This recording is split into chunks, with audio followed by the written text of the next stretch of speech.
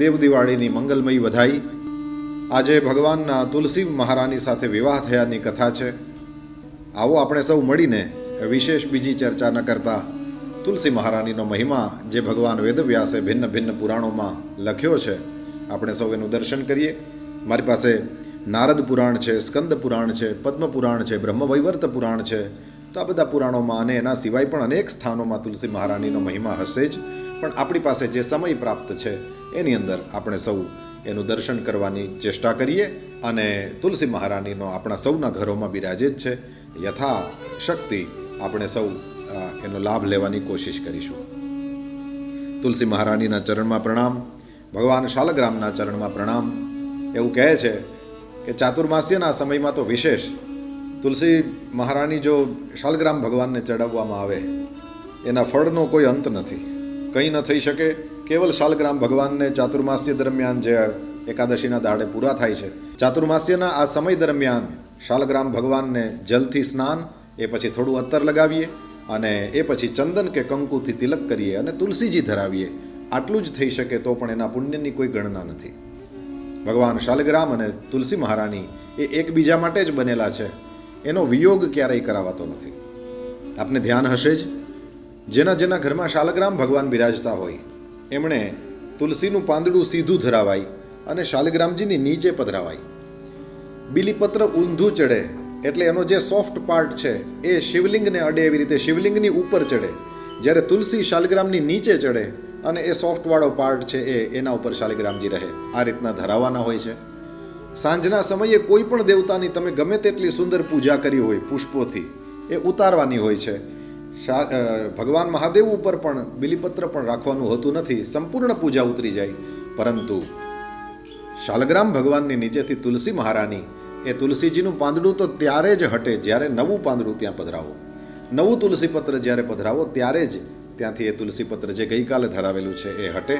આટલો બધો સંયોગ હોય છે શાલગ્રામ ભગવાન અને તુલસી મહારાનીનો। જલંધર નામનો રાક્ષસ કોઈનાથી મરતો નહોતો, દેવતાઓ યુદ્ધ કરે છે।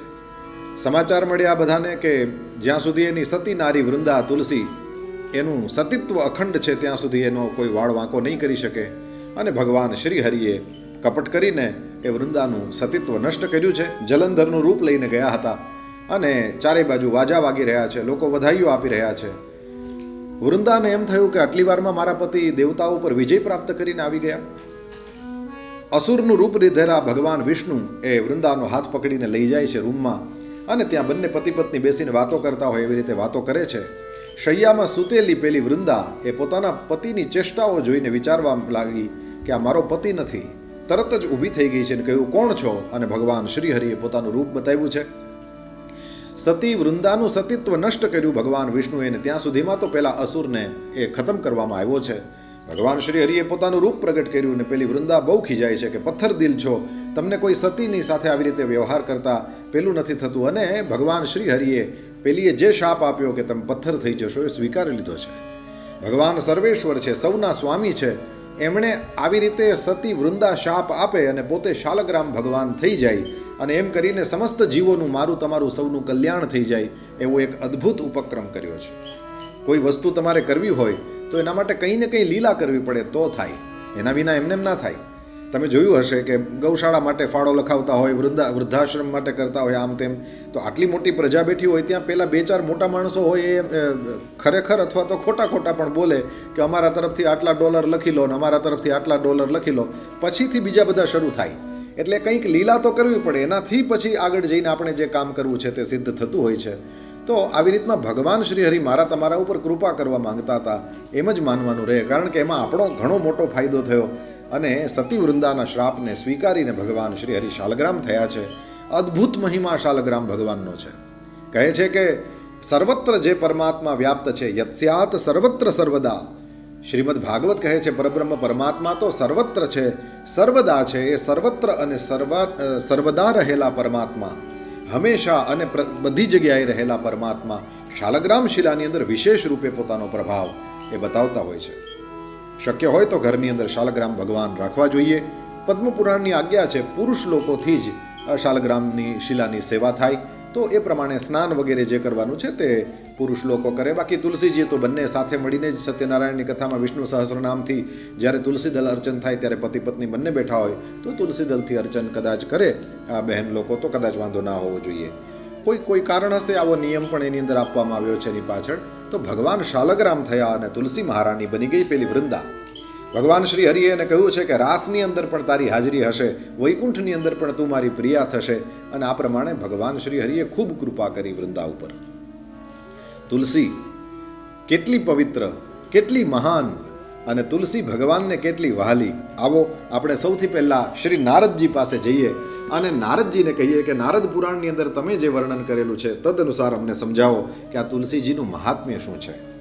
અહીંયા ધર્મરાજ બોલી રહ્યા છે, ધર્મરાજનો સંવાદ બતાવવામાં આવ્યો છે અને ધર્મરાજ કહી રહ્યા છે કે હે રાજન, જે કોઈ વ્યક્તિ તુલસીના મૂળ ભાગની માટી, તુલસીજી જ્યાં જે ક્યારામાં હોય ત્યાં જે માટી હોય એનાથી, ગોપીચંદનથી, ચિત્રકૂટની માટીથી, જ્યાં ભગવાન રામ વનવાસનો મોટા ભાગનો સમય રહ્યા તે ચિત્રકૂટ ત્યાંની માટીથી, અથવા તો ગંગાજીમાં રહેલી માટી એનાથી કોઈ વ્યક્તિ ઉર્ધ્વપુંડ્ર, આ ઉર્ધ્વપુંડ્ર શબ્દનો અર્થ સમજી લો. ત્રિપુંડ્ર શબ્દ તમારો સાંભળેલો છે. ત્રિપુંડ્ર ભગવાન મહાદેવ જે ભસ્મનું ત્રિપુંડ કરે છે એ આપણા સૌએ સાંભળેલું છે. તો જે આવી રીતે તિલક કરવામાં આવે એને 3 આંગળીઓની અંદર ભસ્મ લઈને કરીએ તો ત્રિપુંડ્ર કહેવાય. એવી રીતે ઉર્ધ્વપુંડ્ર એટલે ઊંચું ઉઠેલું તિલક. શૈવ લોકો છે એ લોકો આવી રીતે આડું તિલક કરે અને વૈષ્ણવો છે તે બધા ઊભું તિલક કરે. તમે અનેક જગ્યાઓમાં જોયું હશે આ સફેદ કલરનું ઉર્ધ્વપુંડ્ર અને વચ્ચે લાલ જે તિલક થાય છે એવું જોયું હશે. આ ઉર્ધ્વપુંડ્ર કહેવાય. તો રામાનુજ સંપ્રદાયનું તિલક, નિમ્બાર્ક સંપ્રદાયનું તિલક, એની અંદર ઊભું તિલક કરે ને વચ્ચે કાળી બિંદી કરે, અથવા તો પુષ્ટિ સંપ્રદાયનું તિલક જેની અંદર ભીના કંકુથી યુ આકારનું ઉર્ધ્વપુંડ્ર કરે, સ્વામિનારાયણ સંપ્રદાયનું તિલક જેની અંદર ચંદનથી ઉર્ધ્વપુંડ્ર અને વચ્ચે લાલ કંકુની બિંદી કરે. આવી રીતે અનેક સંપ્રદાયો, રામાનંદ સંપ્રદાય, આવા અનેક સંપ્રદાયો છે એ બધા વૈષ્ણવ સંપ્રદાયો છે. તો રામાનુજ, વલ્લભ અને મધ્વ, નિમ્બાર્ક આ બધા જ ઇસ્કોનના તમે ભક્તોને જોયા હશે, બધા ચંદનથી તિલક કરે છે, એ પણ ઊભું તિલક છે. આ જેટલા ઊભા તિલક થાય એ બધાને ઉર્ધ્વપુંડ્ર કહે. તો આ બધી વસ્તુ તુલસીજીના ક્યારામાં રહેલી જે માટી છે એનાથી, ગોપીચંદનથી, ચિત્રકૂટની માટીથી અથવા તો ગંગાની માટીથી જે કોઈ વ્યક્તિ ઉર્ધ્વપુંડ્ર તિલક લગાવે એને જે પ્રાપ્ત થનારું પુણ્ય ફલ છે એનું કોઈ વર્ણન ના કરી શકે. જે કોઈ વ્યક્તિ તુલસીના જ્યાં છોડ લાગેલા છે ત્યાં કેવલ ચાબખી ભરીને આમ એક ખોબા જેટલું પાણી પણ કદાચ કોઈ વ્યક્તિ એ તુલસીના છોડવાને પાઈ દે છે તો કહે છે કે એ ક્ષીરસાગર નિવાસી ભગવાન વિષ્ણુ સાથે ત્યાં સુધી નિવાસ કરે છે જ્યાં સુધી ચંદ્રમા અને તારા આકાશમાં રહે છે. અને એ પછી કહ્યું જ્યારે ચંદ્રમા અને તારાનો લય થઈ જાય એવે સમયે એવો જીવ જેણે તુલસીજીના છોડવાઓને પાણી પાયું છે એ ભગવાન વિષ્ણુની સાથે એનો લય થઈ જાય છે. જે બ્રાહ્મણોને કોમલ તુલસી દલ અર્પણ કરે છે, નારદ પુરાણમાં એવું લખ્યું છે કે 3 પેઢીઓ સાથે એનો બ્રહ્મલોકમાં નિવાસ થાય છે. જે કોઈ વ્યક્તિ તુલસી માટે કાંટાની પેલી આડશ બનાવે કે જેનાથી કોઈ પેલું પશુ વગેરે ખાઈ ન જાય તુલસીને, તો એવા વ્યક્તિ માટે થઈ લખ્યું છે કે એવો વ્યક્તિ પણ 21 પેઢીઓ સાથે ભગવાન વિષ્ણુના ધામમાં આનંદનો અનુભવ કરે છે. હે નરેશ્વર, ધર્મરાજ કહે છે હે ભગીરથ રાજા, જે કોઈ વ્યક્તિ તુલસીના કોમલ દલથી, આ દલ શબ્દ આવે એટલે આપણને પુષ્ટિ માર્ગના વૈષ્ણવોને તો કેવું જ ના પડે, એ લોકો તો હંમેશને માટે થઈને તુલસીના 2 પાંદડા જેમાં મળેલા છે એવું 2 પાંદડાવાળું હોય એને દલ કહેવાય. તો એવું જે દલ છે એનાથી જ્યારે કોઈ વ્યક્તિ ભગવાનની પૂજા કરે છે તો કહ્યું એને વિષ્ણુ લોકની પ્રાપ્તિ થાય છે અને એ ત્યાંથી ક્યારેય પાછો નથી આવતો. આવું મહાન ફલ નારદ પુરાણની અંદર ધર્મરાજાએ ભગીરથને બતાવેલું છે. હવે સ્કંદ પુરાણ અંતર્ગત તુલસી મહાત્મ્યના દર્શન કરીએ. આની અંદર બ્રહ્માજી અને નારદજીનો સંવાદ છે. સ્કંદ પુરાણનો વૈષ્ણવ ખંડ અને એની અંદર કાર્તિક માસ મહાત્મ્ય છે, એમાં થોડું તુલસીજીનું વર્ણન છે અને એની અંદર બ્રહ્માજી કહે છે કે તુલસીજીનું મહાત્મ્ય અત્યંત અદ્ભુત છે. જે કોઈ વ્યક્તિ સ્નાન કરીને પવિત્ર થઈને કોમલ તુલસી દલથી ભગવાન દામોદરની પૂજા કરે છે નિશ્ચય એને મોક્ષની પ્રાપ્તિ થાય છે. પછી કહે છે કે જે કોઈ વ્યક્તિ તુલસીજીના અડધા પાંદડાથી, આવું તો આપણને એમ લાગે આ તો કન્સેશનમાં હદ થઈ ગઈ, અડધા પાંદડાથી લખ્યું છે, તુલસીજીના અડધા પાંદડાથી પણ જો કોઈ વ્યક્તિ રોજ ભક્તિપૂર્વક ભગવાનની પૂજા કરે, ભક્તિપૂર્વક અંડરલાઈન, જે કોઈ વ્યક્તિ ચાહે તુલસીજીનું અડધું જ પાંદડું ઉપલબ્ધ હોય પરંતુ રોજ ભગવાનની ભક્તિપૂર્વક પૂજા કરે તો કહે છે કે એ ભગવાન જેની એ પૂજા કરી રહ્યો છે એટલે કે વિષ્ણુ ભગવાન એ સ્વયં આવીને દર્શન આપે છે. આવું લખ્યું છે. કહે છે તુલસીજીનું મહાત્મ્ય છે એ પાપોનો નાશ કરે છે, પુણ્યની વૃદ્ધિ કરે છે. પોતાની લગાવેલી તુલસી, કોઈ વ્યક્તિ તુલસીજીના છોડને વાવે તો કહે છે એ પોતાના મૂળિયાનો જેટલો વિસ્તાર કરે છે એટલા 1000 યુગો સુધી મનુષ્ય બ્રહ્મલોકમાં પ્રતિષ્ઠિત થાય છે. સ્કંદ પુરાણકાર કહે છે જે કોઈ વ્યક્તિ તુલસી સંયુક્ત જલની અંદર સ્નાન કરે તો એ સમસ્ત પાપોથી મુક્ત થઈ જાય, વિષ્ણુ ભગવાનના લોકમાં આનંદનો અનુભવ કરે છે. એટલે કે સ્નાન કરવા સમયે, આ દેવી ભાગવતમાં પણ લખેલું છે, સ્નાન કરવા સમયે તુલસીજીનું 1-2 પાંદડા તમારા પાણીના પાત્રની અંદર જેમાંથી તમે ડોલ કે જ્યાંથી સ્નાન કરતા હો ત્યાં નાખી દીધા તો એ સમસ્ત પાપોનો વિનાશ કરે છે. સમસ્ત તીર્થોમાં સ્નાનનું ફળ પ્રાપ્ત થાય છે. એ પછી કહ્યું કે જે કોઈ વ્યક્તિ વાવવા માટે થઈને તુલસીજીના છોડવાઓનો સંગ્રહ કરે છે અને લગાવીને એને તુલસીજીનું વન તૈયાર કરી દે છે, કહે છે એ ખાલી તુલસીજીના છોડને વાવવા માત્રથી પાપોથી મુક્ત થઈ જાય છે, બ્રહ્મ ભાવનો પ્રાપ્ત કરે છે. જેના ઘરની અંદર તુલસીજીનો બગીચો વિદ્યમાન હોય એનું એ ઘર એ તીર્થ સમાન છે. યમરાજના દૂતો ત્યાં ક્યારેય આવતા નથી. તુલસીનું વન એ સમસ્ત પાપોને નષ્ટ કરવાવાળું પુણ્યમય છે, અભીષ્ટ કામનાઓને આપવાવાળું છે. જે કોઈ શ્રેષ્ઠ મનુષ્ય તુલસીજીનો જો બગીચો લગાવે તો કહે છે યમરાજને ક્યારેય જોતા નથી. જે કોઈ વ્યક્તિ તુલસીના લાકડાથી બનેલી ગંધને ધારણ કરે છે પર કરવામાં આવતા કોઈ પણ પાપ એના શરીરનો સ્પર્શ પણ કરી શકતા નથી. જ્યાં તુલસી વનની છાયા છે, તુલસીજીનો છાંયો જ્યાં પણ છે, કહે છે ત્યાં જ પિતૃઓની તૃપ્તિ માટે શ્રાદ્ધ કરવું જોઈએ. જેના મુખમાં, કાનમાં અને મસ્તક ઉપર તુલસીજીનું પાંદડું હોય એના ઉપર યમરાજ પણ કદી એ નજર નાખી શકતા નથી. હું કોઈ સમયે દ્વારકાજીમાં ભણતો હતો ત્યારે મેં ત્યાં અમારા એક પૂજ્ય પંડિતજી છે એમને મેં જોયા છે, એ ઠાકોરજીના ચરણમાં સમર્પિત કરેલી તુલસીજીને સદા પોતાના મસ્તક ઉપર ધારણ કરેલા દેખાય. એમના વાળમાં આપણે જોઈએ તો તુલસીનું પાંદડું હોય, વાળ ઓછા એટલે તરત જ આપણને દેખાઈ જાય. એ પોતાના મસ્તક ઉપર તુલસીજીને ધારણ કરે, કાન ઉપર તુલસીજીને ધારણ કરી શકાય, મુખમાં તો લઈ શકાય, આપણે સૌ જાણીએ છીએ. આવું કોઈ પણ વ્યક્તિ તુલસીજીને આવી રીતના મુખમાં કે કાન ઉપર કે મસ્તક ઉપર આવી રીતના જે કોઈ વ્યક્તિ ધારણ કરે છે એના ઉપર કહે છે યમરાજ પણ કદી એ દ્રષ્ટિ નાખી શકતા નથી. તો યમરાજના દૂતોનો તો સવાલ જ નથી. જે કોઈ વ્યક્તિ પ્રતિદિન આદરપૂર્વક તુલસીજીની મહિમાનું શ્રવણ કરે છે એ સમસ્ત પાપોથી મુક્ત થઈ જાય અને બ્રહ્મલોકની પ્રાપ્તિ કરે. એક સમયની વાત છે, કાશ્મીર દેશની અંદર હરિમેધા અને સુમેધા નામના 2 બ્રાહ્મણો હતા. ભગવાન વિષ્ણુની ભક્તિમાં સંલગ્ન, સમસ્ત પ્રાણીઓ પ્રત્યે દયા કરનારા, સમસ્ત તત્વોનો યથાર્થ મર્મ સમજવાવાળા અને બંને બ્રાહ્મણો એક સમયે તીર્થયાત્રા માટે નીકળ્યા છે. એમાં એક જગ્યાએ એ લોકોએ તુલસીનું વન જોયું. ત્યારે સુમેધાએ તુલસીના એ દિવ્ય વનને જોઈને એની પરિક્રમા કરી અને ભક્તિપૂર્વક પ્રણામ કર્યા છે. સુમેધાએ પ્રણામ કર્યા તો એનો ભાઈ હરિમેધા એણે પૂછ્યું કે તુલસીજીનું આવું કંઈ મહાત્મ્ય હોવું જોઈએ, આનું કંઈ ફળ હોવું જોઈએ. એટલે ઉત્સુકતાથી અને ખૂબ પ્રસન્નતાથી વારંવાર પૂછ્યું કે હે બ્રહ્મન, હે ભાઈ, મને એ કહો કે બીજા કેટલા બધા દેવતાઓ છે, તીર્થો છે, વ્રતો છે, મુખ્ય બ્રાહ્મણો છે જે પૂજ્ય છે, પરિક્રમા કરવા યોગ્ય છે, દંડવત કરવા યોગ્ય છે, તમે આ તુલસી વનને પ્રણામ કેમ કર્યા? અને એ જગ્યાએ સુમેધા કહે છે કે આમ તો અત્યારે અહીંયા તડકો છે, જરા આપણે વડલાના ઝાડની નીચે જઈને બેસીએ, પછી હું તમને શાંતિથી વાત કરું. અને બંને ભાઈઓ ત્યાં જાય છે. પછી વાત કરતા એ સુમેધાએ હરિમેધાને કહ્યું કે બ્રાહ્મણ દેવતા એવું છે કે પૂર્વકાળની અંદર દુર્વાસાએ શાપ આપેલો ઇન્દ્રને અને એ શ્રીથી નષ્ટ થઈ ગયેલો.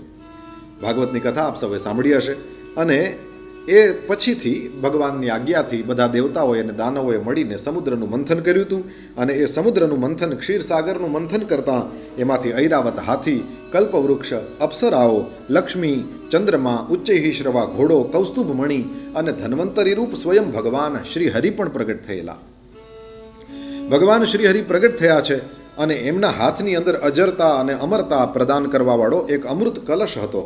એમને જોઈને બધા અત્યંત પ્રસન્ન થયા અને એ બધાને જોઈને ભગવાન શ્રી હરિ પણ અત્યંત પ્રસન્ન થયા છે. પ્રસન્નતામાં પણ ક્યારેક આંસુ નીકળી જાય. આપણા સૌને ખબર છે, બહુ હસે એને ઘણી વખત આંખમાંથી આંસુ નીકળી આવે. બહુ રડવાનો તો સવાલ જ નહીં, એમાં તો એ વસ્તુ થાય જ છે, આંસુ નીકળે, પણ બહુ આનંદમાં પણ આંખમાંથી આંસુ નીકળે. ભગવાન વિષ્ણુની આંખમાંથી આંસુ નીકળ્યા એવું સ્કંદ પુરાણના આ વૈષ્ણવ ખંડના કારતક માસ મહાત્મ્યની અંદર લખેલું છે કે ભગવાન શ્રી હરિના નેત્રોથી આનંદ આશ્રુની થોડી બૂંદ, થોડા આંસુ એ આનંદના એ નીકળ્યા અને એ પેલો અમૃતનો કુંભ હતો એના ઉપર પડ્યા.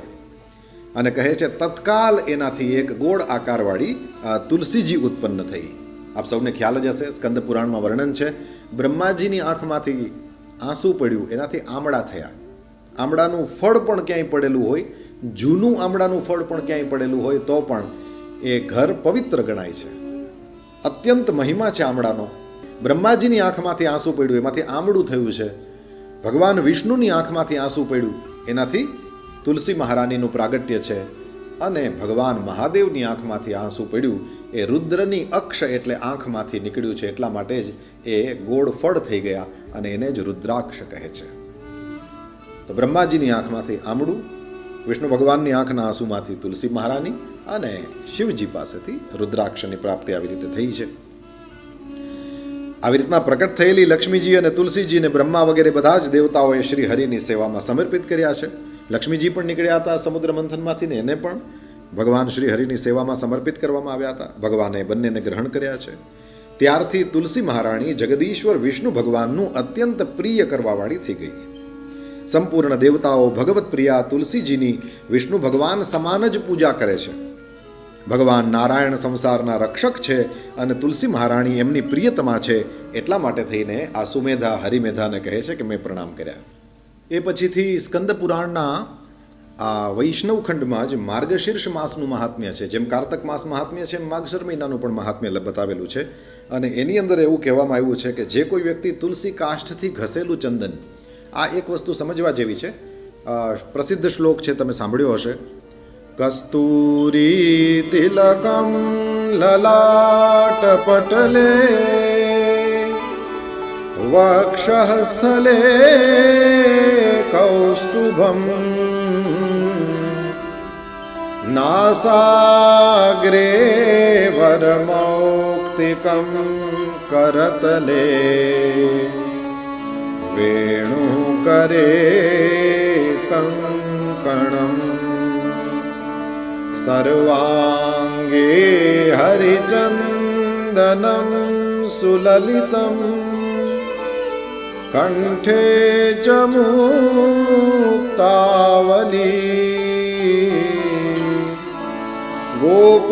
ગોપસ્ત્રી પરિવેષ્ટિતો વિજયતે ગોપાલચૂડામણિ.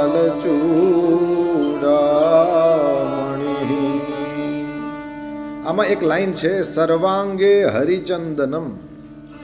આ હરિચંદન છે એ કોઈ વસ્તુનું નામ નથી. સામાન્ય ચંદન જ હરિચંદન થઈ જાય. ક્યારે?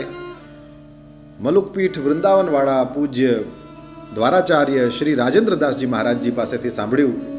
મહારાજજી કહે છે કે तुलसी का पत्ता जब चंदन घिसते हो तो उसमें तुलसी का पत्ता घिस दो, हो गया हरिचंदन.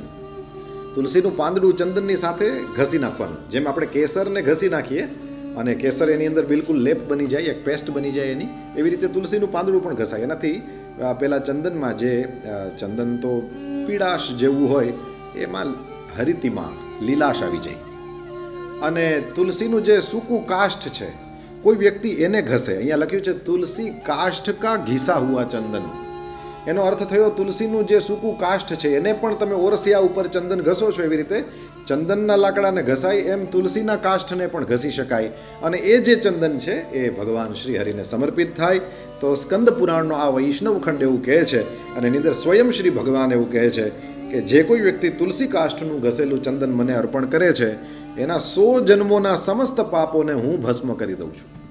એક વખતમાં. એવું નહીં કે આખો જન્મ કરીએ ત્યારે 100 જન્મના પાપ નષ્ટ થાય. એક જ વખત જેણે માગશર મહિનામાં તુલસી કાષ્ઠનું ઘસેલું ચંદન પરમાત્માને સમર્પિત કર્યું, ભગવાન વિષ્ણુને શાલગ્રામ ભગવાનને સમર્પિત કર્યું, એવા વ્યક્તિના 100 જન્મોના પાપોનો વિનાશ થઈ જાય છે. આપણને એમ થાય પાપોનો વિનાશ થઈ જાય તો આપણામાં આમ કંઈ ફેર તો પડતો નથી. બહુ ફેર પડે. એક આખું બોર્ડ લખેલું હોય સ્કૂલના છોકરાઓને આમાં વધારે ખબર પડે. ટીચિંગના લાઇનમાં હશે એને ખબર પડે ને બાકીના લોકો થોડું સ્મરણ કરે તો એને પણ ખબર પડી જશે આખું બોર્ડ લખેલું છે ચોકથી, કંઈ ને કંઈ લખેલું છે. હવે તમારે એમાં નવું લખવું છે તો સુવિધા ક્યારે થશે કે જૂનું લખેલું છે ભૂંસી નાખો તો. કેમ કે હવે એનો ઉપયોગ નથી, હવે નવું લખવાનું છે. તો તમારે નવું જે લખવાનું છે ક્લાસમાં છેલ્લે બેસેલા છોકરાને પણ બરાબર દેખાય, એના માટે થઈને તમારે સાફ કરવું જ પડે. જો એ સાફ ન થાય તો નવું લખેલું છે નહીંતર લખી શકો પણ વંચાય નહીં બરાબર. એમ તમારે નવા પુણ્ય કરવા હોય અને તમારે કંઈ સત્કર્મ કરવું હોય તો આવશ્યક છે કે તમે પાછળનું છે એ બધું જ કર્મ ભૂંસી નાખો. અને એ જો નષ્ટ થઈ જાય તો પછી નવું તમે હરિનામ લો છો. એમાં તમને જે આનંદ આવે છે, એની અંદર જે તમને શાંતિ અને સુખનો અને તૃપ્તિનો અનુભવ થાય છે એ વધારે થાય.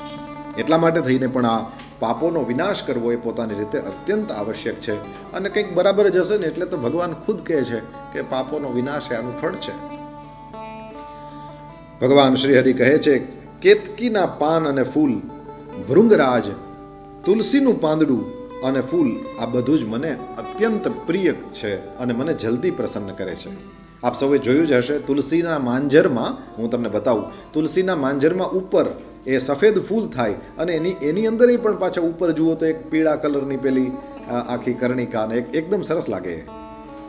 શ્રી રાજેન્દ્રદાસજી મહારાજને હમણાં આપણે યાદ કર્યા. આપની પાસેથી મેં એક બીજી વસ્તુ પણ સાંભળી. કહે છે કે એ ફૂલમાં કંઈ સુગંધ હોય છે. મેં તો એકદમ નાકની નજીક લઈ જઈને કોશિશ કરી હતી, મને તો કંઈ ગંધ ના આવી. પણ એવું કહે છે કે એ ફૂલોમાં જે સુગંધ હોય છે, શ્રી રાધાજીના શ્રી અંગમાં એવી જ ગંધ આવે છે. એટલા માટે ભગવાન શ્રી હરિને તુલસી મહારાની ખૂબ પ્રિય છે. એમને શ્રી સ્વામિનીજીનું સ્મરણ થાય છે. તો તુલસીનું પાન ભગવાન શ્રી હરિ કહે છે મને અત્યંત પ્રિય છે. તુલસીનું ફૂલ પણ મને અત્યંત પ્રિય છે. ભગવાન શ્રી હરિ કહે છે, જે કોઈ વ્યક્તિ તુલસીની મંજરીઓથી મારી પૂજા કરે છે એને મોક્ષની પ્રાપ્તિ થાય છે. કેવલ તુલસીના પાનથી નહીં, તુલસીના માંજર હોય એ પણ ભગવાનને ધરાવી શકાય. એનાથી પણ જે કોઈ વ્યક્તિ પૂજા કરશે તો મોક્ષની પ્રાપ્તિ થશે એવું કહે છે. જે કોઈ વ્યક્તિ તુલસીનો છોડવો વાવીને એના પાંદડાથી મારી પૂજા કરે છે, કહે છે મારું નિવાસ સ્થાન છે શ્વેત દ્વીપમાં, ત્યાં નિવાસ કરે અને આનંદનો અનુભવ કરે છે. જે કોઈ વ્યક્તિ તુલસી દલથી પ્રતિદિન લક્ષ્મીપતિ એવા મારી પૂજા કરે છે, એવા વ્યક્તિના મહાન પાપો પણ નષ્ટ થઈ જાય. તો પછી જે સામાન્ય પાપો છે એનો તો સવાલ જ નથી. વાસી ફૂલ અને વાસી પાણી એ પૂજા માટે ઉપયોગમાં ન લેવાય, આવું કહેવાય છે. વાસી ફૂલો નહીં, ગઈકાલે ઉતારી લીધેલું ફૂલ છે આજે પૂજામાં ઉપયોગ ન થાય. ગઈકાલનું ભરેલું પાણી એમને પડ્યું હોય તો એ ન ઉપયોગ થાય. એ દરરોજ નવું પાણી એ આપણે કૂવામાંથી, બોરવેલમાંથી, જ્યાંથી આવતું હોય ત્યાંથી લેવું જોઈએ.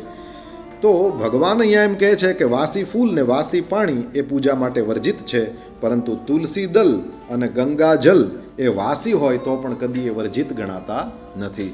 ગંગાનું પાણી ગમે તેટલું જૂનું, એ જૂનું પાણી ગણાતું નથી, એ વાસી પાણી ગણાતું નથી. એવી રીતે તુલસીજી એ ગઈકાલના ઉતારેલા હોય કે પરમ દિવસના કે એના પહેલાંના અમુક દિવસો એવા છે જે દિવસે તુલસી ન તોડાય, તો પછી આવતીકાલે સમજો તુલસીજી નથી તોડાતા તો આપણે આજે જ આવતીકાલ માટે તોડી રાખીએ અને એ પછી એના દ્વારા ભગવાનની પૂજા કરીએ. આ પ્રમાણે આપણે કરી શકીએ છીએ. ભગવાન શ્રી હરિ સ્વયં પોતાના મુખે આજ્ઞા કરે છે. કહે છે બિલ્વપત્ર, શમીપત્ર, ચમેલીનું પાંદડું, કમલ અને કૌસ્તુભ મણી કરતાં પણ તુલસીદલ ભગવાન શ્રી હરિ કહે છે મને વધારે પ્રિય છે. જેના પાંદડા તૂટેલા ન હોય અને જે મંજરી સાથે હોય એવી તુલસી તો ભગવાન શ્રી હરિ કહે છે મને લક્ષ્મી સમાન પ્રિય છે. જેવી રીતના વદ અને સુદ બંને પક્ષની એકાદશી એ ભગવાનને પ્રિય છે, બસ એવી જ રીતે ગૌર અને કૃષ્ણ એ બંને પ્રકારની તુલસી ભગવાન કહે છે મને પ્રિય છે. કૌસ્તુભ વગેરે અસંખ્ય રત્નો ત્યાં સુધી જ ગર્જના કરે છે જ્યાં સુધી શ્યામ તુલસીની શ્યામ મંજરી પ્રાપ્ત નથી થઈ જતી. શ્યામ તુલસી હોય અને એની અંદર પણ માંજર લાગે એ ભગવાનને અત્યંત પ્રિય છે. કહે છે જે કોઈ વ્યક્તિ મારી પૂજા માટે માંગવાવાળાને તુલસીદલ આપે છે અને અન્ય ભક્તોને પણ તુલસીદલ અર્પણ કરે છે એ મારા અવિનાશી ધામની અંદર જાય છે. હવે પદ્મપુરાણ અંતર્ગત તુલસી મહાત્મ્યના દર્શન કરીએ, જે તમે લોકોએ સૌથી વધારે સાંભળેલું છે અને પાછળના કોઈ પણ વિડીયોઝમાં સાંભળેલું હોય એના કરતાં કંઈક વિશેષ જ આ વખત શોધીને આપની સામે રાખવાની ચેષ્ટા છે. પદ્મપુરાણની અંદર પાતાલ ખંડ છે. ગીતા પ્રેસથી જ પ્રગટ થયેલું આ પદ્મપુરાણ, અને એના પાતાલ ખંડની અંદર આપણને તુલસી મહાત્મ્ય પ્રાપ્ત થાય છે. અહીંયા સ્વયં મહાદેવ તુલસીજીનું મહાત્મ્યનું વર્ણન કરે છે અને કહે છે કે જે કોઈ વ્યક્તિ તુલસીના પાંદડા અને ફૂલ સાથે જે માળા તુલસીજીની બને, એમાં પાંદડા પણ હોવા જોઈએ, મંજરી પણ હોવી જોઈએ, એના ફૂલો પણ હોવા જોઈએ, આવી તુલસીની માળાને કોઈ વ્યક્તિ ધારણ કરે છે તો કહે છે ઉસકો ભી વિષ્ણુ ही समझना चाहिए. એને સાક્ષાત વિષ્ણુ ભગવાન જ સમજવો જોઈએ. આનો મતલબ થયો કે તુલસીના પાંદડાવાળી માળા મનુષ્યથી પહેરી શકાય છે. ભગવાનના પ્રસાદ રૂપે જ લેવાની હોય. એવી રીતના આપણા માટે બનાવીને આપણે પહેરી લઈએ એવું તો ના બને, કારણ કે તો પ્રસાદી ના કહેવાય.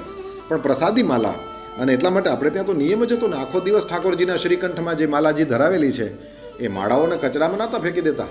એ જ માળાઓમાંથી ટુકડા કરી કરીને ઘરની સ્ત્રીઓ છે માથામાં સજાવતી હતી. એ કોઈ બહારથી વેણી ગજરા લઈ આવવાના નહોતા. એ જે માળાઓ ધારણ કરવામાં આવે છે મહિલાઓ દ્વારા, હકીકતમાં એ ભગવાનનો જ પ્રસાદ હોય છે. તો અહીંયા લખ્યું છે કે જે કોઈ વ્યક્તિ તુલસીના પાંદડા અને ફૂલ સાથેની જે માલા છે એને ધારણ કરે છે તો એ સાક્ષાત વિષ્ણુ જ છે. તુલસીની લાકડીના, તુલસી કાષ્ઠના રુદ્રાક્ષ જેવડા નાના નાના દાણા બનાવી અને એના દ્વારા તૈયાર કરેલી માલાને કંઠમાં ધારણ કરીને વ્યક્તિએ ભગવાનની પૂજા કરવી જોઈએ. જેમ રુદ્રાક્ષ ધારણ કરેલો વ્યક્તિ શિવ પૂજા કરે, એવી જ રીતના તુલસીની માળા ધારણ કરેલો વ્યક્તિ એ વિષ્ણુ ભગવાનની પૂજા કરે. ભગવાનને ચડાવેલી તુલસીની માળાને મસ્તક ઉપર ધારણ કરે, ભગવાનને અર્પણ કરવામાં આવેલા ચંદન દ્વારા પોતાના અંગો ઉપર ભગવાનના નામ લખે. જો તુલસીના લાકડાની બનેલી માળાઓથી અલંકૃત થઈને મનુષ્ય દેવતાઓ અને પિતૃઓના પૂજનનું કાર્ય કરે તો કરોડ કરોડ ગણું ફળ પ્રાપ્ત થાય છે. જેણે તુલસીની માળા પહેરેલી છે અને દેવ પૂજા કરે, પિતૃઓનું તર્પણ કરે કે શ્રાદ્ધ કરે, કરોડ કરોડ ગણું ફળ પ્રાપ્ત થાય છે. જે કોઈ વ્યક્તિ તુલસીના કાષ્ઠની બનેલી માળા એ ભગવાન વિષ્ણુને અર્પણ કરીને પછી ફરીથી પ્રસાદ રૂપમાં એને ભક્તિપૂર્વક ધારણ કરે છે તો એના સમસ્ત પાપોનો વિનાશ થઈ જાય છે. પાદ્ય વગેરે ઉપચારોથી તુલસીજીની પણ પૂજા થઈ શકે. અને પછી આ મંત્રનું ઉચ્ચારણ કરવાનું છે. યા દૃષ્ટા નિખિલાઘ સંઘશમની સ્પૃષ્ટાવ પુષ્પાવની રોગાણામભિવંદિતા નિરસની સિક્તાંતકત્રાસિની પ્રત્યાસક્તિ વિધાયિની ભગવતઃ કૃષ્ણસ્ય સંરોપિતા ન્યસ્તા તચ્ચરણે વિમુક્તિ ફલદા તસ્યૈ તુલસ્यै નમઃ. તસ્યૈ તુલસ્यै નમઃ. જે દર્શન કરવા માત્રથી સમસ્ત પાપ સમુદાયનો નાશ કરી દે છે, સ્પર્શ કરવાથી શરીરને પવિત્ર બનાવી દે છે, પ્રણામ કરવા માત્રથી રોગોનું નિવારણ કરે, કોઈ વ્યક્તિ જળ સિંચી દે તો યમરાજને પણ ભય પહોંચાડે, આરોપિત એટલે કે વાવવાથી ભગવાન શ્રી કૃષ્ણના સમીપ લઈ જાય અને ભગવાન શ્રી કૃષ્ણના કોઈ ચરણોની અંદર ચઢાવી દે તો એને મોક્ષરૂપી ફલ પ્રાપ્ત કરાવી દે, આવી તુલસી દેવીને આપણા સૌના સાદર નમસ્કાર હો. પછી આગળ જઈને આ જ પાતાળ ખંડની અંદર બ્રાહ્મણ અને ધર્મરાજનો સંવાદ છે. ત્યાં પણ થોડું તુલસી મહાત્મ્ય મળે છે. ધર્મરાજ એ બ્રાહ્મણ દેવતાને કહે છે કે હે બ્રહ્મન, પાંદડાઓની જેટલી જાત છે જગતમાં, અનેકો પ્રકારના વૃક્ષોને, બધા જ વૃક્ષો ઉપર કોઈને કોઈ પ્રકારના પાંદડા લાગેલા હોય, તો પાંદડાની જેટલી જાત છે એ સૌમાં તુલસી એ ભગવાનને સૌથી વધારે પ્રિય છે. પુષ્કર વગેરે જેટલા તીર્થો છે, ગંગા વગેરે જેટલી નદીઓ છે અને વાસુદેવ વગેરે જેટલા દેવતાઓ છે એ બધા જ તુલસી દલમાં નિવાસ કરે છે. આ સ્વયં ધર્મરાજ કહે છે. એટલા માટે થઈને તુલસી હંમેશા ભગવાન વિષ્ણુને અત્યંત પ્રિય છે. જેવી રીતના હરડે એ મોટા ભાગના રોગોને તત્કાલ હરી લેતી હોય છે, એવી રીતના તુલસી મહારાણી પણ દરિદ્રતા, દુઃખ, ભોગ વગેરેથી સંબંધ રાખવાવાળા વધારેમાં વધારે પાપોને હંમેશને માટે થઈને નષ્ટ કરી દે છે, હરી લે છે.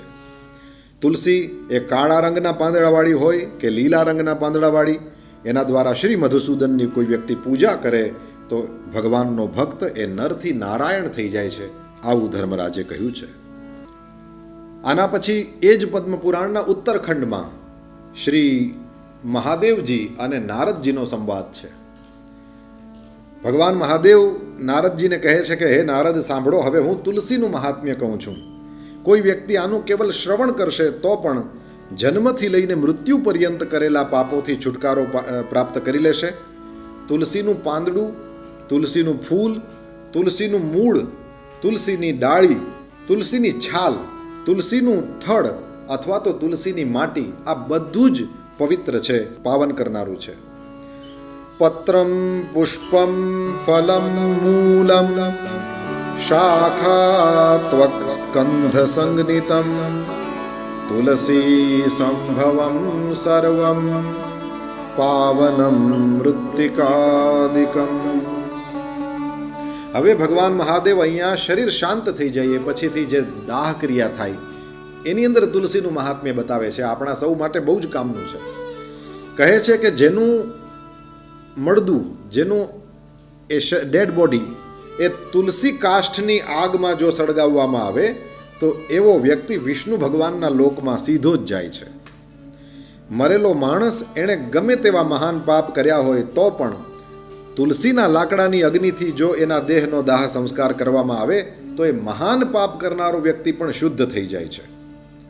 જે મરી ગયેલા વ્યક્તિના સંપૂર્ણ અંગોની અંદર તુલસીના લાકડા રાખી દેવામાં આવે અને એ પછી જો એનો દાહ સંસ્કાર કરવામાં આવે તો એ સમસ્ત પાપોથી મુક્ત થઈ જાય. જેના મૃત્યુના સમયે શ્રી હરિનું કીર્તન અને સ્મરણ કરવામાં આવે તથા તુલસીજીની લાકડી સાથે જેના શરીરનો દાહ કરવામાં આવે એનો ફરીથી જન્મ ન થાય, એનો મોક્ષ થઈ જાય છે. જો દાહ સંસ્કારના સમયે બીજા લાકડાઓની સાથે એકાદું પણ તુલસીનું કાષ્ઠ મૂકી દેવામાં આવે તો કરોડો પાપોથી યુક્ત હોય તો પણ એવા મનુષ્યની મુક્તિ થઈ જ જાય છે. યદ્યેકમ તુલસી કાષ્ઠમ મધ્યે કાષ્ઠસ્ય તસ્ય હિ દાહ કાલે ભવેન મુક્તિ કોટિ પાપયુતસ્ય ચ. આના ઉપરથી આપને સમજાયું હશે કે કોઈ વ્યક્તિનો દાહ સંસ્કાર થાય ત્યારે આટલા બધા તુલસીના કાષ્ઠ કે જેનાથી માણસનું શરીર એ શાંત થઈ જાય, બિલકુલ બરાબર રીતે એનો દાહ સંસ્કાર થઈ જાય, શક્ય નથી. કેટલા તુલસીના કાષ્ઠ જોઈએ આપ વિચારો. પરંતુ આ છૂટ આપી દીધી ભગવાન મહાદેવે. કહ્યું કે બીજા કોઈ પણ કાષ્ઠ હોય, કારણ કે સ્મશાનમાં જ્યાં લાકડાથી દાહ સંસ્કાર થાય છે ત્યાં લાકડું જોઈને આપણને થોડી ખબર પડે કે આ શેનું લાકડું છે. એટલા માટે થઈને ગમે તેવા પવિત્ર અપવિત્ર ગમે તે વૃક્ષના લાકડા હોય, પરંતુ એમાં આ અત્યારના જે સમય આપણે હમણાં પાછળ જોયો એમાં તો પૂછો જ નહીં, એ તો વર્ણન કરવા જેવું જ નથી. પરંતુ મને તો જ્યાં જ્યાં અવસર મળે છે, અમે જ્યારથી વાંચ્યું છે ત્યારથી લગભગ 2016થી હું આ વસ્તુને વાંચ્યા પછીથી આપ સૌની સાથે શેર કર્યા પછીથી હંમેશા ક્યારેય પણ સ્મશાનમાં જવાનો અવસર આવે, ઘરમાં તુલસીજીના સુકાઈ ગયેલા છોડને કદીએ ફેંકી ન દેવા, એ તુલસીજીના કાષ્ઠ ઘરની અંદર રાખી મૂકો. ક્યારેય પણ કોઈ પણ સમયે કોઈની પણ સ્મશાન યાત્રામાં જવાનું થાય એની સાથે આપણો કેવો સંબંધ છે કે નથી કાંઈ લેવા દેવા નહીં, પણ જ્યારે એનું શવ છે, એનું મળદું છે, જ્યારે બિલકુલ એના દાહ સંસ્કાર માટે થઈને ત્યાં મૂકવામાં આવે, અથવા તો હવે તો ઇલેક્ટ્રિક સ્મશાનો પણ થયા, એમાં પણ જ્યારે એ મળદું જાય એવે સમયે છેલ્લે યાદ રાખીને એની સાથે તુલસી કાષ્ઠ પધરાવી દેવું. એ આપણા કોઈ જન્મના સગા ન થતા હોય તો એ કાંઈ વાંધો નહીં. ભગવાન મહાદેવના વચન ઉપર આપણે વિશ્વાસ રાખીએ. યાદ રાખજો, જ્યારે ગુજરી જાય ત્યારે મહાદેવના ચરણમાં જવાનું હોય છે. અને મહાદેવ પોતે કહે છે કે ગમે તે કાષ્ઠની સાથે અથવા તો વગર કાષ્ઠે એમને જ કોઈ વ્યક્તિના દાહ સંસ્કાર થાય, પણ તુલસીનું લાકડું જો એની સાથે હશે તો એનો મોક્ષ થઈ જ જશે, ચાહે એણે કરોડો પાપ કેમ ન કર્યા હોય.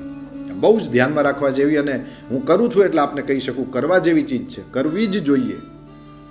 તુલસીના છોડ સુકાઈ જાય, કારણ કે તુલસીજી કંઈ વર્ષોના વર્ષ સુધી લીલી રહે એવું તો ક્યાંક જ બને, પણ તુલસીના છોડ સુકાઈ જાય તો બિલકુલ ચિંતા કર્યા સિવાય એ છોડના એ લાકડાને બરાબર કાપીને નાની નાની લાકડીઓ બનાવીને રાખો. આના અનેક ઉપયોગ છે. આ તો મેં એક કહ્યો, હજી બીજાય આવશે. કહે છે તુલસીની લાકડીથી મિશ્રિત થઈ જાય એટલે બધા કાષ્ઠ પવિત્ર થઈ જાય. સ્વયં મહાદેવ જે ત્રિભુવન ગુરુ છે એનું વચન છે. મહાદેવ કહે છે તુલસીની લાકડી મૂકવાથી બધા જ લાકડા પવિત્ર થઈ જાય. તુલસી કાષ્ઠની અગ્નિથી મૃત મનુષ્યનો દાહ જ્યારે થતો હોય એવે સમયે સાક્ષાત વિષ્ણુ ભગવાનના દૂતો આવે છે અને એ મૃતક મનુષ્ય છે એને વૈકુંઠની અંદર લઈ જાય છે. યમના દૂતો એને લઈ જઈ શકે નહીં. કાંઈ આપણને દેખાતું નથી યમના દૂત આવે છે કે વિષ્ણુના દૂત આવે છે, પરંતુ આપણને એ એટલું તો થઈ શકે આપણાથી કે આપણે તુલસી કાષ્ઠ પધરાવી દઈએ, પછી ઉપરનું ઉપરવાળો જાણે. આપણને આપણાથી થઈ શકે એવું અહીંયાનું છે આપણે સાચવી લઈએ તો પણ બહુ મોટી વાત, કારણ કે કોના ઉપર કેવો ઉપકાર થઈ જાય છે એનાથી, અને એ પુણ્યથી આપણું શું ભલું થાય છે એ આપણને દેખાય નહીં પણ અનુભવાય. આ જરૂર કરવું જોઈએ. કહે છે કરોડો જન્મોના પાપથી મુક્ત થયેલો એ વ્યક્તિ ભગવાન વિષ્ણુની પ્રાપ્તિ કરે છે. જે કોઈ વ્યક્તિ તુલસી કાષ્ઠની અગ્નિમાં સળગાવવામાં આવે એને વિમાન ઉપર બેસીને વૈકુંઠમાં જતા જોઈને દેવતાઓ એના ઉપર પુષ્પાંજલિ ચડાવે છે. એવા વ્યક્તિને જોઈને ભગવાન વિષ્ણુ અને શિવ સંતુષ્ટ થાય છે, એવું સ્વયં મહાદેવજી બોલે છે કે હું પણ એને જોઈને રાજી થાઉં છું. સ્વયં ભગવાન વિષ્ણુ પર રાજી થાય છે અને કહે છે કેમ કે એની સાથે તુલસીજીના કાષ્ઠ પધરાવવામાં આવ્યા છે. પદ્મપુરાણમાં સ્પષ્ટ લખેલું છે, શ્રી જનાર્દન ભગવાન એની સામે જાય છે અને એનો હાથ પકડીને એવા વ્યક્તિને પોતાના ધામની અંદર લઈ જાય છે.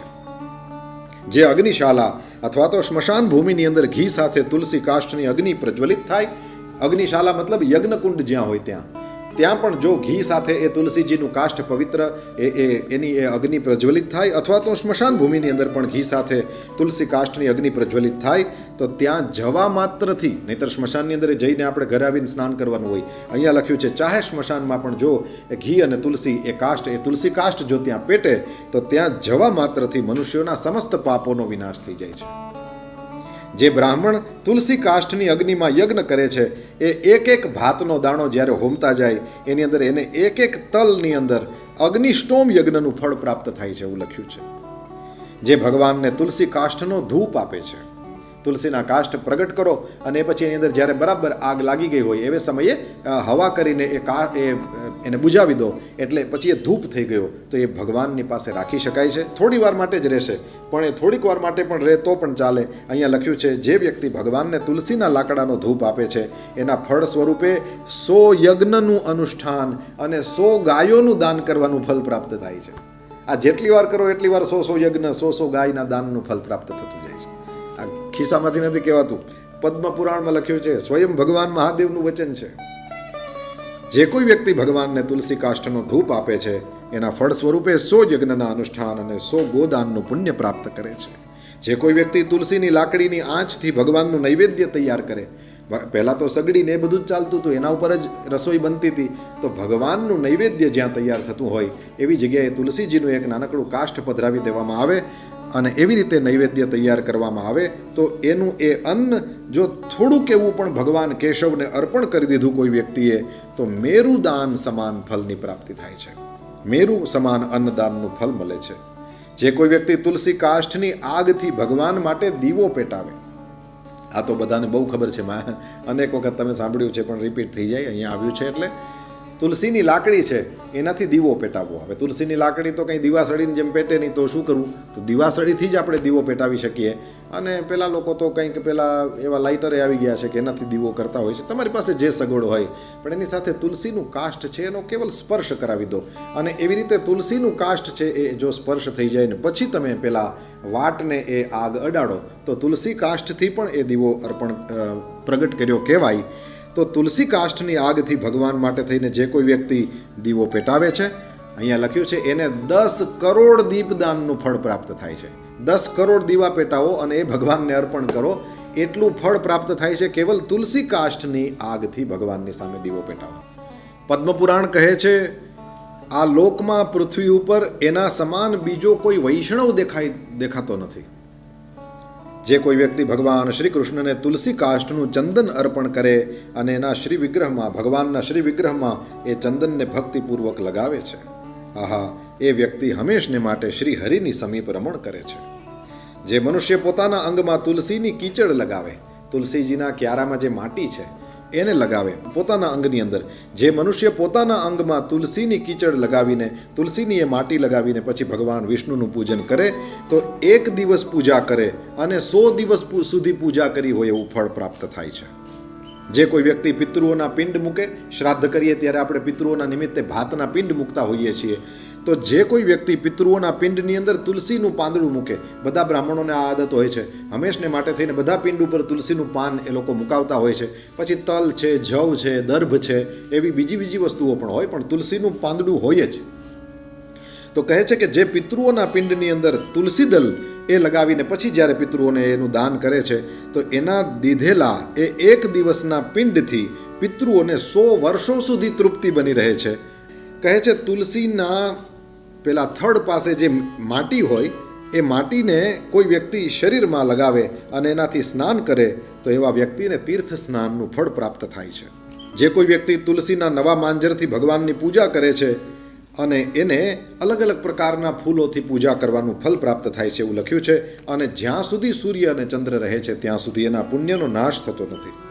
જેના ઘરની અંદર તુલસી વૃક્ષનો બગીચો હોય એના દર્શન અથવા તો સ્પર્શ કરવા માત્રથી બ્રહ્મ હત્યા વગેરે સમસ્ત પાપોનો વિનાશ થઈ જાય છે. જે ઘર ગામ અથવા વનમાં તુલસીનું વૃક્ષ છે ત્યાં ત્યાં જગદીશ્વર શ્રી વિષ્ણુ પ્રસન્ન ચિત્ત થઈને નિવાસ કરે છે આવું વર્ણન મળે છે. એ ઘરમાં ક્યારેય દરિદ્રતા ન રહે, એ ઘરની અંદર ક્યારેય પણ પોતાના સગાવાલાઓથી વિયોગ થતો નથી. જ્યાં તુલસી વિરાજમાન હોય છે ત્યાં દુઃખ નહીં, ત્યાં ભય નહીં, ત્યાં રોગ નહીં. આમ તો તુલસી સર્વત્ર પવિત્ર માનવામાં આવી છે, પરંતુ જ્યાં પુણ્ય ક્ષેત્ર છે ત્યાં તો એ વિશેષ પવિત્ર મનાઈ છે.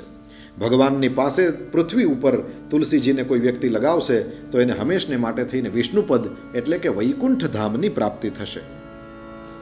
તુલસી દ્વારા ભક્તિપૂર્વક પૂજિત થયેલા શાંતિકારક ભગવાન શ્રીહરિ એ ભયંકર ઉત્પાતો, રોગો અને અનેક દુર્નિમિત્તોનો પણ નાશ કરી નાખે છે. જ્યાંથી તુલસીની સુગંધ લઈને હવા ચાલે ત્યાંની 10 દિશાઓ અને 4 પ્રકારના જીવો છે એ પવિત્ર થઈ જાય છે. હે મુનિશ્રેષ્ઠ, મહાદેવજી કહે છે નારદજીને કે હે મુનિશ્રેષ્ઠ, જે ઘરની અંદર તુલસીના થડની માટી પણ કદાચ પડી હોય તો ત્યાં પણ સમસ્ત દેવતાઓને કલ્યાણમય ભગવાન શ્રી હરિ હંમેશને માટે સ્થિત રહે છે. હે બ્રહ્મન, તુલસી વનની છાયા એ જ્યાં જ્યાં પડે ત્યાં ત્યાં પિતૃઓની તૃપ્તિ માટે થઈને તર્પણ કરવું જોઈએ.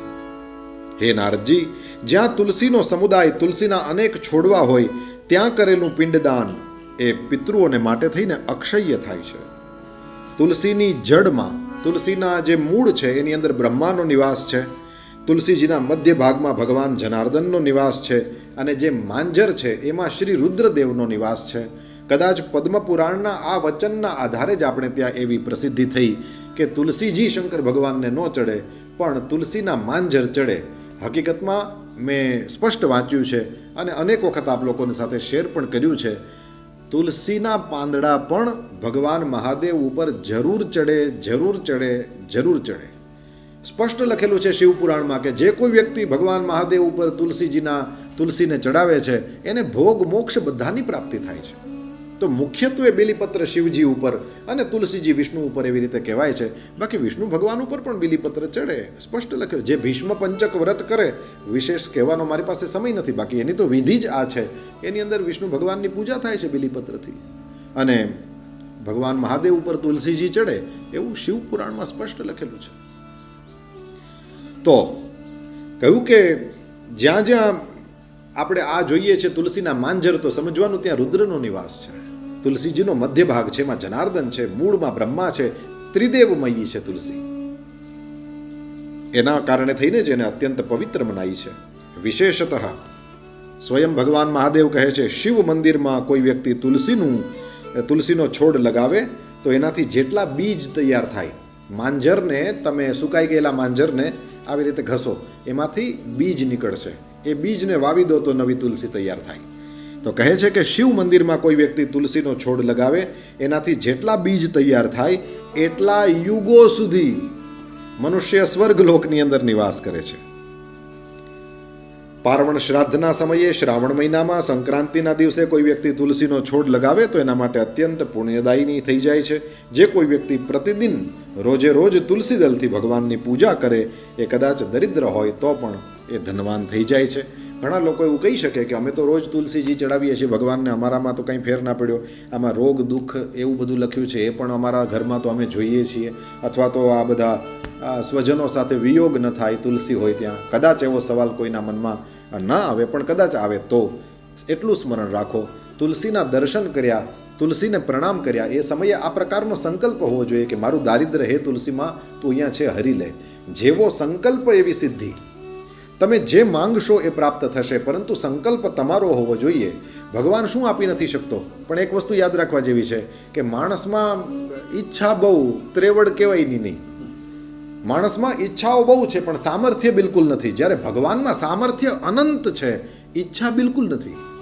એટલે જેની અંદર બિલકુલ ઈચ્છા નથી એની અંદર તમારે ઈચ્છા જગાવવી પડે.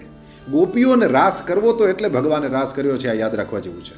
ગોપી ઈચ્છે છે કે હું આજે સરસનું માખણ બનાવી રહી છું, આજે બહુ સરસ માખણ બન્યું છે, આજે જશોદાનો લાલો મારે ત્યાં આવીને માખણ ખાય તો બહુ સારું. આ સંકલ્પ ગોપીનો છે, એટલા માટે થઈને કૃષ્ણ ત્યાં આવે છે ચોરી છુપીથી અને માખણ ખાય છે. પૂજા સમયે આવું કંઈ પણ કરો, એવે સમયે તમારા સંકલ્પનું બહુ જ મહત્વ છે. સિદ્ધિ સંકલ્પ અનુસાર જ મળશે.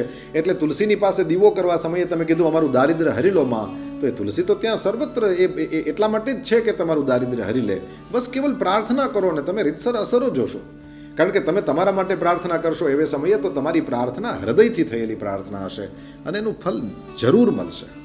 તો જે કંઈ આપણી કામના હોય એ આપણા જે કોઈ ભગવાન હોય એને એમ કહીએ કે તમે અંતર્યામી છો ને તમને બધી ખબર જ છે ને, ખબર છે પણ તું બોલ ને, તને શું વાંધો છે. પરમાત્મા શ્રી હરિ મારીને તમારી ઈચ્છા જાણે, પછી એને પૂરી કરવામાં વાર લાગે નહીં. ઈચ્છા કરે મન માહી, હરિ કૃપા સે દુર્લભ નાહી. તો પરમાત્માની પાસે એ પ્રકારનો સંકલ્પ કરવો જોઈએ. અનેક પ્રકારનું ફલ આનાથી પ્રાપ્ત થઈ શકે, આવું પદ્મપુરાણની અંદર વિસ્તૃત બતાવવામાં આવ્યું છે. હવે આપણે બ્રહ્મવૈવર્ત પુરાણની અંદર જઈએ અને એના પ્રકૃતિ ખંડની અંદર તુલસી મહાત્મ્ય છે એના દર્શન કરીએ. આમ તો બહુ બધું છે, કેટલું કહી શકાય, પરંતુ હજી થોડું આપણને જેટલું આ ધ્યાનમાં આવે એ પ્રમાણે આપણે થોડું આ વર્ણનનું શ્રવણ કરીએ ને એ બાદ એનાથી મળતા લાભને લેવાની ચેષ્ટા કરીએ. અહીંયા શંખચૂડ અને તુલસી એ બંનેની વાત છે. કોઈ જગ્યાએ જલંધર અને વૃંદા એની વાત છે. તો અહીંયા પેલી વૃંદા તુલસી એ ભગવાનને શાપ આપે છે, પછી ભગવાન શ્રી હરિ એના ઉપર કૃપા કરે છે અને કહે છે કે તું તારું આ શરીર છોડી દે, તું દિવ્ય દેહ ધારણ કર અને મારી સાથે રહીને આનંદ કર. લક્ષ્મીની સમાન તારે પણ હંમેશા મારી સાથે રહેવાનું. તારું આ જે શરીર છે એ નદીના રૂપમાં પરિણત થઈ જશે અને એનું નામ પડશે ગંડકી. અને એ પવિત્ર નદી પુણ્યમય ભારત વર્ષની અંદર મનુષ્યોને ઉત્તમ પુણ્ય દેવાવાળી થશે. એ ગંડકી નદીમાં જ જે પથ્થરો છે, જેને પેલા કીડાઓ અલગ અલગ રીતે એની અંદર આકારો બનાવી દે છે, એને જ આપણે શાલિગ્રામ ભગવાન કહીએ છીએ. અલગ અલગ પ્રકારના શાલિગ્રામ ભગવાનનું વર્ણન પણ એ શિલામાં કેવું ચિહ્ન હોય તો એનું શું નામ થાય એ પ્રમાણે અગ્નિપુરાણમાં વિશેષ વર્ણન પ્રાપ્ત થાય છે. અને એ સિવાય બીજા પુરાણોમાં પણ પ્રાપ્ત થાય છે કે ભગવાનની જે 24 મૂર્તિઓ છે એ કઈ રીતે છે. તો એ શાલિગ્રામ ભગવાન એ ગંડકી નદીમાંથી જ પ્રાપ્ત થાય છે.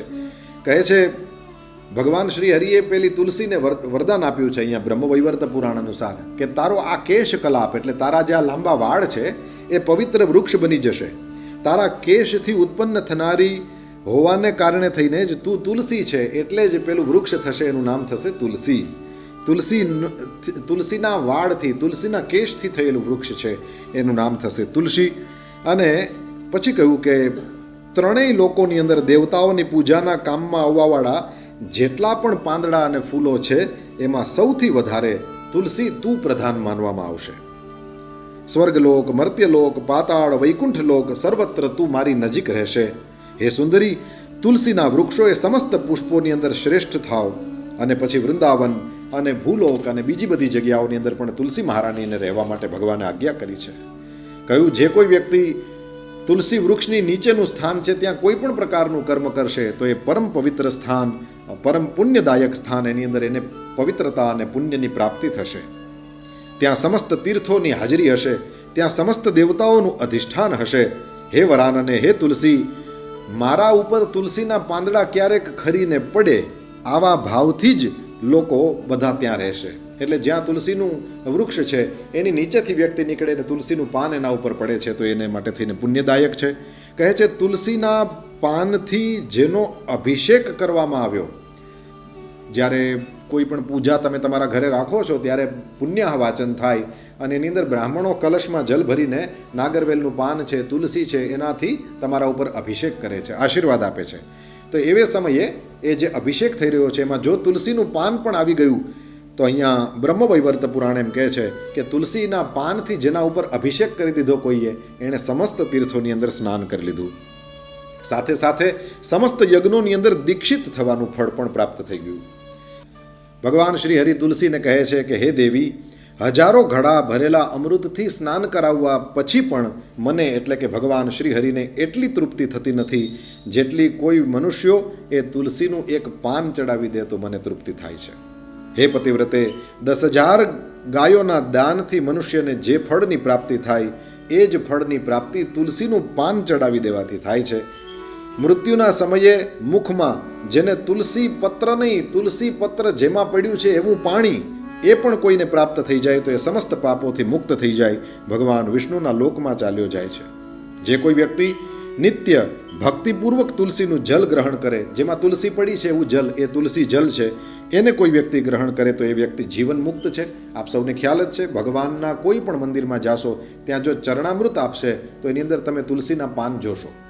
એટલે ભગવાનને સ્નાન કરાવેલું જલ છે એમાં પણ તુલસીના પાન છે.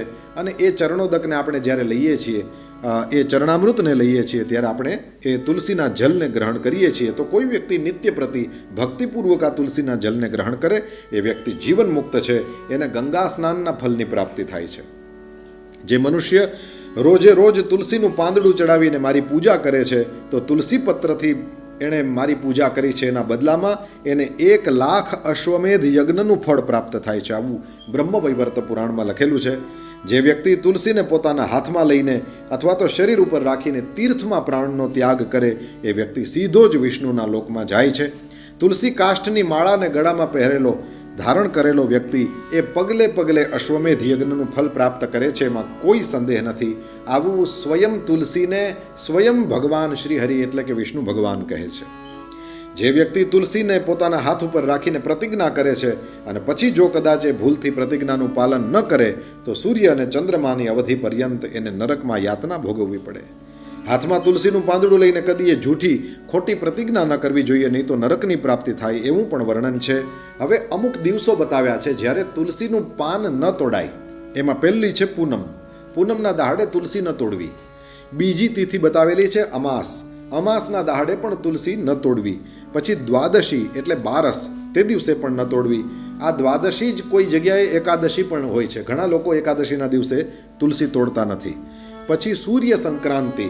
આખા વર્ષમાં સૂર્યનારાયણ 12 રાશિઓમાં ફરી જાય. એ 12 વખત સંક્રાંતિ થાય. એક સંક્રાંતિ એવી છે જે બહુ પ્રસિદ્ધ છે, એનું નામ મકર સંક્રાંતિ. તો એ એકલી મકર રાશિની સંક્રાંતિ જ વર્ષમાં નથી આવતી, 12 રાશિઓની. એટલે મેષ સંક્રાંતિ, વૃષભ સંક્રાંતિ, એવી રીતે બધી સંક્રાંતિઓ થાય. સૂર્ય એક રાશિને છોડે અને બીજી રાશિમાં જાય એને કહેવાય સંક્રાંતિ. સૂર્ય સંક્રાંતિનો દિવસ હોય તે દિવસે પણ તુલસી ન તોડવી. તો પૂનમ, અમાસ, 12, સૂર્ય સંક્રાંતિનો દિવસ. પછી લખ્યું છે મધ્યાહ્ન કાલ, બપોરે 12 વાગ્યાનો સમય થઈ ગયો, એવે સમયે તુલસીજી ન તોડાય. રાત્રિના સમયે પણ તુલસીજી ન તોડાય. બંને સંધ્યા, સવારની સંધ્યા કહેવાય કે જેની અંદર આપણે સારી રીતે ધ્યાન કરવાનો સમય, સંધ્યા.